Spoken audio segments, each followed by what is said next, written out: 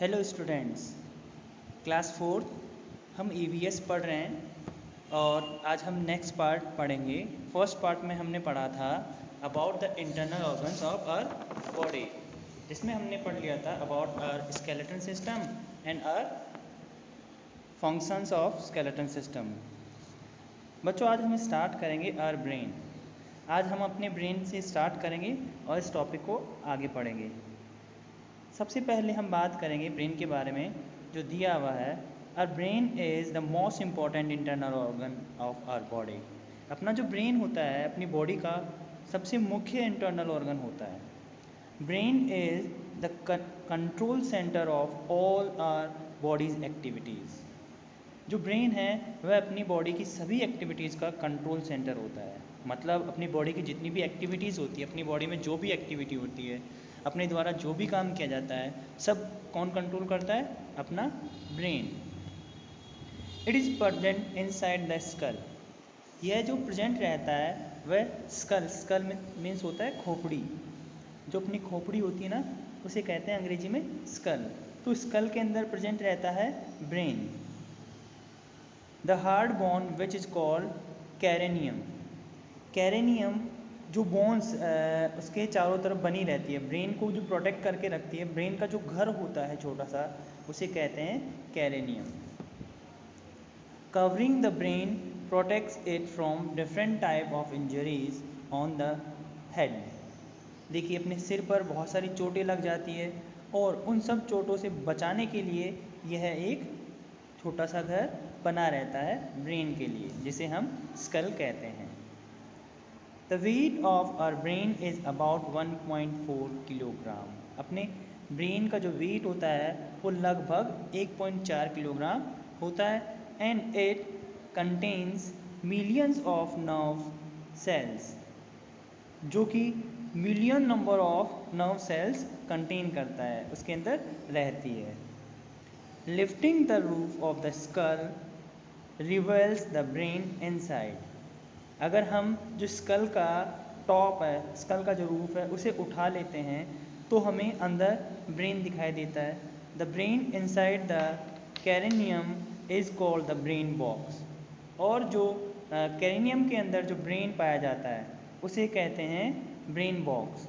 The brain controls all the activities like seeing, hearing, thinking, speaking, feeling, understanding, learning, ETC। ये सभी प्रकार की जो एक्टिविटीज़ है, ये सभी प्रकार की एक्टिविटीज़ कंट्रोल होती है ब्रेन से। ओके बच्चों, हम आगे पढ़ते हैं। आगे दिया हुआ है, it receives message from all parts of our body and send them back the order for functioning. देखिए, अपनी बॉडी के जितने भी पार्ट्स है वहाँ से मैसेज प्राप्त होता है किसको?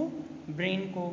और उन मैसेजेस का जो भी रेस्पॉन्स देना होता है वह वापस ब्रेन सेंड करता है, जो भी उसका फंक्शन करना है उसके लिए। The structure of the brain is very complicated. जो ब्रेन का जो स्ट्रक्चर होता है वह बहुत ही कॉम्प्लिकेटेड होता है। It is divided into 3 main parts. जो है ब्रेन, उसे 3 मुख्य हिस्सों में डिवाइड किया गया है। पहला है सेरेब्रम, दूसरा है सेरेबेलम, तीसरा है मेडुला ऑब्लोंगेटा। 3 इसके पार्ट्स है, सेरेब्रम, सेरेबिलियम, मेडुला ऑब्लोंगेटा। ये जो है तीनों पार्ट्स ब्रेन के डिवाइड किए गए हैं। Different type of our brain do different type of work. देखिए, डिफरेंट पार्ट्स है, जो डिफरेंट पार्ट्स है ब्रेन के, वह अलग अलग कार्य करते हैं। इन सभी ब्रेन के पार्ट्स का अगर डिटेल में हम कार्य देखना चाहेंगे, क्या क्या इनके फंक्शंस होते हैं, तो वो हम अगली क्लासेस में पढ़ेंगे। तो ये इंटरनल पार्ट एक आज अपने पढ़ लिया है। आगे हम बढ़ते हैं और हार्ट। अगर हम हार्ट की तरफ बढ़ते हैं तो हार्ट के बारे में भी हमें कुछ जान लेना चाहिए, जो कि यहाँ दिया हुआ है। Our heart is a small radius brown organ। अपना जो हार्ट है वो एक छोटा सा रेडियस ब्राउन कलर का ऑर्गन होता है, प्रेजेंट इनसाइड आवर चेस्ट। अपने चेस्ट में जो उपस्थित होता है। It is a powerful muscular pump which maintains a continuous flow of blood around our body. देखिए ये जो ब्रेन अपना हार्ट होता है, एक मस्कुलर पंप होता है। जो पंप का काम क्या होता है, पानी का पंप लगाते हैं हम घर में, उसका काम क्या होता है, पानी को ऊपर टंकी तक पहुंचाना। वैसे ही अपनी बॉडी में जो हार्ट है उसका काम होता है पंपिंग का, और ये पंप करता है अपने ब्लड को अपने पूरी बॉडी के अंदर। अपने बॉडी के जितने भी पार्ट्स है वहाँ ब्लड पहुँचाने का जो काम होता है वो हार्ट का होता है, by the pumping of blood. It is the main organ of the circulatory system. देखिए अपनी बॉडी का जो circulatory system means the transfer of water, blood and all food items. जैसे हम बात करें ग्लूकोज की, हम बात करें एनर्जी की, हम बात करें गैसेस की, जो भी चीज़ें ट्रेवल करती है अपनी बॉडी के अंदर वह सारा कौन कंट्रोल करता है, अपना हार्ट। सबसे मुख्य पार्ट ये होता है। Okay, blood is carrying in the body by two type of vessels. Vessels मतलब अपनी बॉडी में जो हम नब्स कहते हैं, जो कि जहाँ से ब्लड फ्लो करता है, ठीक है। जो भी वेसल्स होती है वह दो प्रकार की होती है अपनी बॉडी में, एक होती है आर्टरीज, एक होती है veins. Arteries are the blood vessels which carry blood from heart to the body. देखिए वेसल्स मतलब आप ये समझिए छोटे छोटे पाइप्स होते हैं, छोटे छोटे पाइप्स होती है, बहुत बारीक बारीक पाइप्स होते हैं।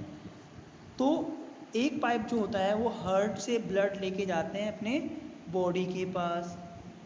किसके पास लेके जा रहा है, बॉडी के पास। जो बॉडी के पास लेके जा रहा है ब्लड उसे हम आर्टरीज कह रहे हैं। जबकि दूसरा जो वेसल होता है वो बॉडी से ब्लड लेके आ रहा है अपने हार्ट के पास। जो हार्ट के पास ब्लड लेके आ रहा है उसे हम वेन्स कहते हैं, ठीक है। Veins are the vessels which bring blood from body to heart, जो मैंने बता दिया आपको। तो जो वेसल्स हार्ट से बॉडी के पास ब्लड ले जा रहा है उसे तो हम आर्टरीज कह रहे हैं, और जो बॉडी से हार्ट के पास ब्लड लेके आ रहा है उसे हम वेन्स कहते हैं, ठीक है बच्चों। आगे बढ़ते हैं। The heart collect the blood and pump it out. This pumping action of the heart is called heartbeat. जो हार्ट ब्लड कलेक्ट करता है और उसे पंप करता है वापस से, उसी को हम अपनी हार्ट बीट कहते हैं। पता है ना, डॉक्टर के पास हम जाते हैं तो डॉक्टर आपका हार्ट बीट वगैरह चेक करता है। डॉक्टर हार्ट बीट चेक करता है, वो हार्ट बीट यही चेक करता है कि जो फ्लोइंग ऑफ द ब्लड है आपकी बॉडी में क्या वो प्रॉपर है या नहीं है। ओके, आगे दिया है on average the heart beat about 72 times per minute. तो एक एवरेज हार्ट बीट की बात करें तो वह लगभग 72 के आसपास अपनी बॉडी में मिलती है। नेक्स्ट आगे बढ़ते हैं तो अगला इंटरनल ऑर्गन आता है और वो है अपने लंग्स। देखिए बच्चों, लंग्स के बारे में भी हम पढ़ लेते हैं। Lungs, the lungs are situated in the chest. अपने चेस्ट के अंदर कौन सिचुएटेड है, लंग्स। देखो हार्ट अपने आगे की तरफ सिचुएटेड है, हार्ट के जस्ट बिहाइंड जो रहता है वो अपना लंग्स होते हैं। They are two spongy bags filled with air. When we inhale the air, they expand and grow bigger. देखिए ये दो स्पंजी मतलब स्पंजी बैग होते हैं ना, जो फैल जाते हैं, सिकुड़ जाते हैं, ऐसे बैग्स होते हैं। और जब हम एयर इनहेल करते हैं मतलब अंदर सांस खींचते हैं तो ये क्या होते हैं, फैल जाते हैं, बड़े हो जाते हैं। They take in oxygen from the air and send it to the different part of our body through the blood. तो ये जो है बाहर से ऑक्सीजन को अंदर ले जाते हैं और अपनी बॉडी के अलग अलग पार्ट्स तक पहुंचाते हैं ब्लड की सहायता से। When they contract they get smaller and squeezed out air. जब ये कॉन्ट्रैक्ट होते हैं, कॉन्ट्रैक्ट मतलब सिकुड़ते हैं, जब ये सिकुड़ते हैं तो ये छोटे हो जाते हैं और जो एयर है उसे बाहर निकाल देते हैं, ठीक है। आगे बढ़ते हैं बच्चों, हम आगे आपको और दिया हुआ है और यहाँ बताया हुआ है the lungs help us to breathe. ये तो बात हमने पढ़ ली, हमें पता है लंग्स किस काम आते हैं, ब्रीदिंग में काम आते हैं। Breathing consist of 2 steps. Breathing जो है वो 2 स्टेप में होती है। हम पहले सांस अंदर लेके जाते हैं, फिर वापस से उसे बाहर निकालते हैं। तो वही चीज़ बता रखी है, ऐसे 2 स्टेप्स जो है वो यही है, टेकिंग इन एयर और the inhalation. Taking in air, air मतलब हवा अंदर लेना, या उसे दूसरे वर्ड में हम कहना चाहें तो क्या कहेंगे, इनहेलेशन। इनहेलेशन मतलब अंदर की तरफ सांस लेना।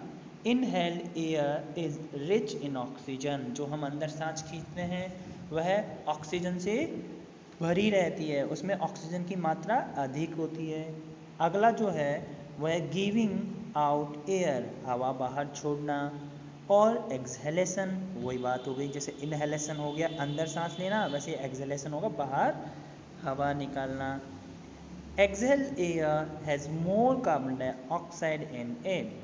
तो हम हवा बाहर छोड़ रहे हैं, जो हवा बाहर निकल रही है उसमें मात्रा जो होती है कार्बन डाइऑक्साइड की ज़्यादा होती है। देखिए ऑक्सीजन और कार्बन डाइऑक्साइड ये गैसेज है। ऑक्सीजन अपने लिए आवश्यक होती है, जबकि कार्बन डाइऑक्साइड जो है अपने बॉडी के अंदर एनर्जी फॉर्मेशन से बनती है। तो कार्बन डाइऑक्साइड अपनी बॉडी के लिए लाभदायक नहीं होती है, तो उसे बाहर निकालना होता है। ठीक है बच्चों, आगे देखते हैं। To produce energy oxygen is use by different parts of body. मैंने अभी कहा आपको, एनर्जी बनाने के लिए ऑक्सीजन तो काम में ली जा रही है, जबकि क्या होता है, the blood takes oxygen from the lungs to different part of the body. तो ब्लड जो है लंग्स के पास से ऑक्सीजन लेके अपनी बॉडी के अलग अलग पार्ट्स तक पहुंचा देता है। ठीक है बच्चों, आगे हम पढ़ते हैं अपने स्टमक के बारे में। Stomach is also an important internal part of our body. बहुत मुख्य है और बहुत ही काम का अपने बॉडी का अंदर का हिस्सा है। स्टमक के बारे में पढ़ते हैं। The stomach is one of the most important internal organs of our body. It is a J-shaped bag situated on the left side of the body. ये जो स्टमक है ये एक जे जैसा होता है ना, जे कुछ इस तरीके से इसका शेप होता है, और ये अपनी बॉडी में लेफ्ट साइड में सिचुएटेड रहता है।